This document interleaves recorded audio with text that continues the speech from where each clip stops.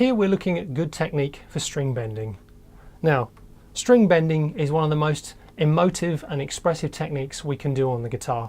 It's something that approaches the human voice a lot more than striking a key on a piano, for example.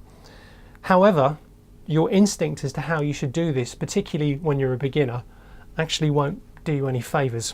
When we first start out and we see other guitarists bend strings, we assume that they're pushing with their fingers, like so. Now the problem with this is that your fingers are round and so is the string, and when round things meet, they have a tendency to roll. So what happens with most beginners when they first do bends is that the bend definitely goes up, because at the end of the day it's brute force. But as they reach the top of the bend, the string goes from the tip of their finger and starts to roll around the back. And as it starts to get towards the back, you're no longer fretting it, you're muting it. So you hear the bend go up, but it often dies before it comes back down again. Let me demonstrate. So you can hear it sort of cough and gasp and then it's gone, like so. Or worst case scenario, you start levering strings up that you're banging into, or you just come off the string like that, which never looks or sounds good. It's asking too much of your fingers to support the string against the fret and move it up and down as well. We need a little bit more strength. So here's where it comes from. Your fingers are purely about keeping the string in contact with the fret. The power for your bend comes from your wrist and your arm. It's simple physics. There is less leverage over this distance than there is over this distance. So what we do here is that the fingers trap the string against the fret. I've got my thumb up here as an anchor point, and then this knuckle at the base of my index finger is the pivot point, like that. Okay, so now what I'm going to do is I'm going to lift my guitar up so you can see what's happening here with my hand and my wrist. So as I pluck the string, you'll see the little finger side of my hand move in towards the neck.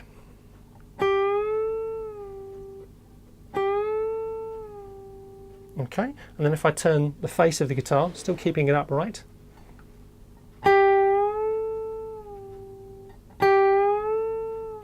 again you can see the little finger side of the hand there moving in and out, but you can see the attitude of the fingers doesn't change at all, like that.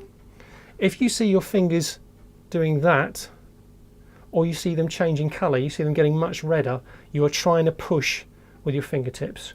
Okay, so they should stay the same shape, like so, the same shape as you do it. Now, if you find that a bit of a struggle to do, here's a suggestion. Okay, I'm going to turn the guitar volume off, I'm going to put the guitar down, and I'm going to turn it over. So now we've just got the back of the neck. So you get your thumb up the top of the neck. Classical guitarists will hate this. You put the knuckle there as your pivot point underneath. Put your fingers bunched together like that. You can see I'm using 3 fingers. It's best to use at least 2. I prefer 3. It means you've got hold of more of the string. And then you pull. You're essentially trying to shut your hand. You're pulling your fingers towards your thumb, like so. But the action is not unlike turning a doorknob or even a lid on a jar. You can see it's that action there. So if I put that back on the guitar, like so, you're trying to gather your fingers towards your thumb. So now if I turn the guitar back over again, turn the volume back on, put that into action.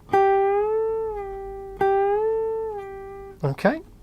Now some other things to bear in mind as well. You'll notice that my fingers aren't directly underneath the string. They're not directly in a line.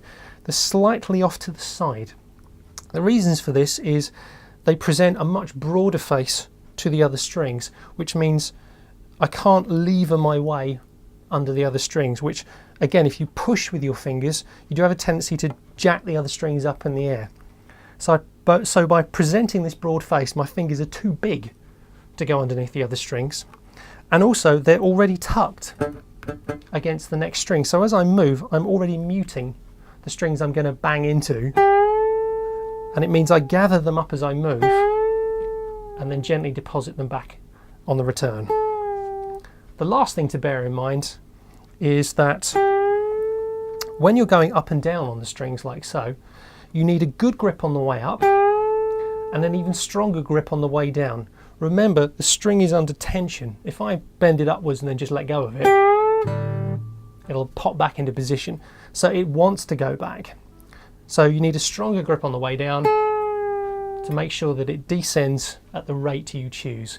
Otherwise, again, your sound will go up and then it will vanish on the way down because it's trying to find its own way back. Now, I must say that this technique doesn't come naturally. Like so many things on the guitar, it has to be learnt. However, it's the strongest technique and it is the best way to do it. So stick at it and you will get there.